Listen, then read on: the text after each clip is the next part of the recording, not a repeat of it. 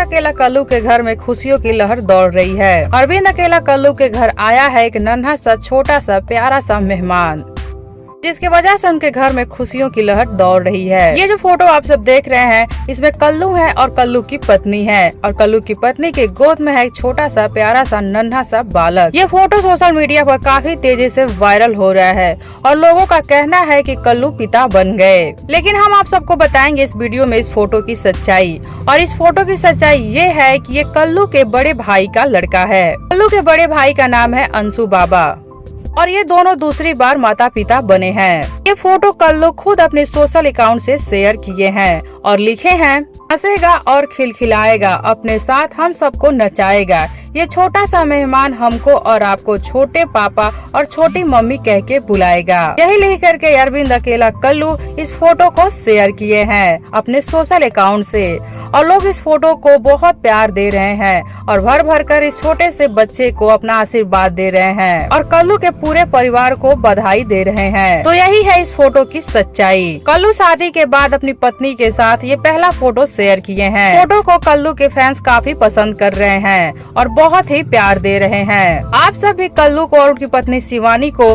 छोटे मम्मी और छोटे पापा बनने की बधाई दे सकते हैं नीचे कमेंट बॉक्स में। साथ ही वीडियो को लाइक कर लीजिए, चैनल को सब्सक्राइब कर लीजिए और इस वीडियो को ज्यादा से ज्यादा शेयर कीजिए ताकि इस झूठी खबर से पर्दा उठ जाए कि कल्लू पिता बने हैं।